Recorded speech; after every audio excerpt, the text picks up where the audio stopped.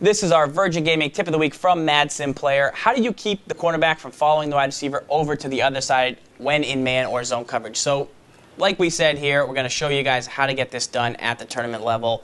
Let's see what we have. So, the key is we're going to motion Lloyd across the field.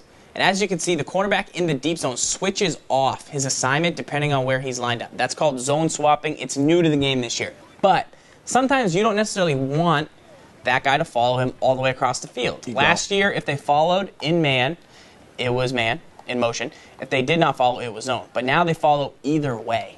Right. So show it in man-to-man real quick. So if you go straight man-to-man, they will still follow either way. But most importantly was what we were showing from the original play. Say if you're in that zone, you don't want that zone cornerback to follow Lloyd across the field. Correct. You want your best corner out on the outside left. You want him to stay there no matter what.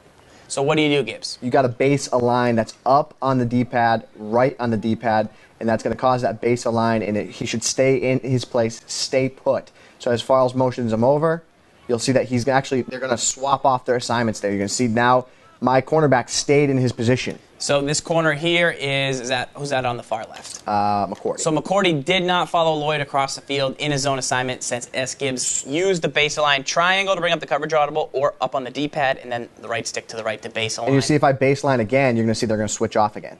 So that they're switching back to the original where they should have trailed over. So another big time I want to show you this tip about baseline. A huge key to baselining is in the run game, Gibbs. We've seen this a million times. Formations like the Strong Pro, where you're going to run a toss, maybe give me some cover 3 action.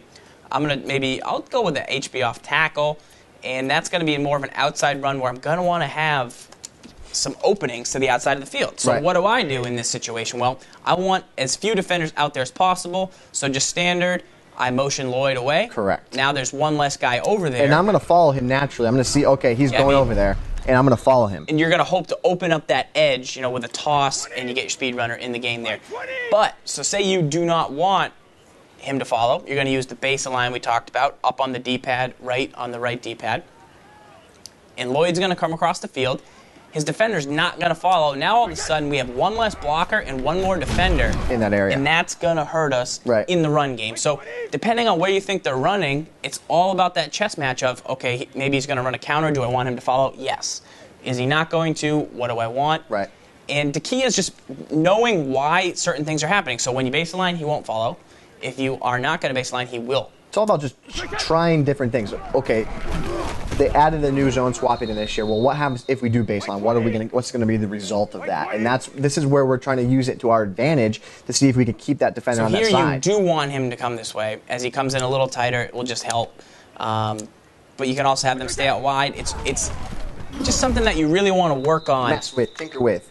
Always be trying it. You're going to see guys motioning guys, and if you don't want them to follow, if you do want them to follow, try that out. Really work on it. You're just going to add a lot to your defense this season, and they'll hopefully be able to disguise your coverages even more. Absolutely. So that's the Virgin Gaming tip of the week.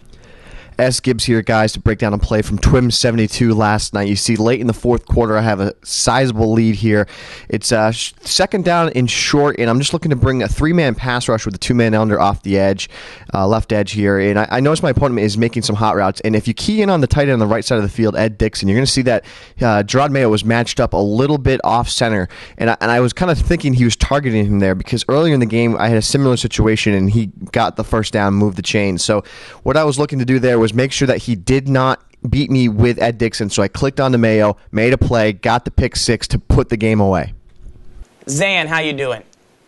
How's it going, guys? Doing well, Zan. All right. If you guys don't know Zan out there, he has been with SGibs and I for a long time. He's currently contributing to Zan's Corner on MaddenTips.com. He's the newest EA Sports Game Changer, a great program that really lets guys get involved in the community. Could you give some guys out there some tips for when they attend Las Vegas this year for the Virgin Gaming Challenge series on PlayStation, what they can expect? You won a bunch of games. You won big games. You won tight games. You were there with Team Prima. Tips for live action tournament play. Okay, yeah, sure. First and foremost, swallow your pride. I'm a Chicago Bears fan. I did not use the Chicago Bears in New York City last year. In fact, I used the Green Bay Packers. And that's something you're going to have to do to get over the hump, to be honest with you, is you don't take the saying is you don't take a knife to a gunfight, and that may be a little bit violent for PG live internet, but that's the truth. You got to take the best team that gives you the biggest chance to win any game. So I don't care if you're a Bears fan like myself, you've got to use the Packers in that situation. Another thing is there are no style points in competitive Madden. No one cares if you have the most passing yards or the most rushing yards or the cutest little setup. All that matters at the end of the game is that you have more points than your opponent. So those are two of the biggest things that I can say about using a live tournament is use the team that best gives you a chance to win the ball game, and two, don't be fancy. Just put the ball in the end zone. That's all that matters. Be smart about how you play, and that's going to put you ahead more than you could ever imagine. And that's the honest truth. Good stuff, Stan. Thank you very much for sharing those tips. We look forward to having you join Team Prima again this season.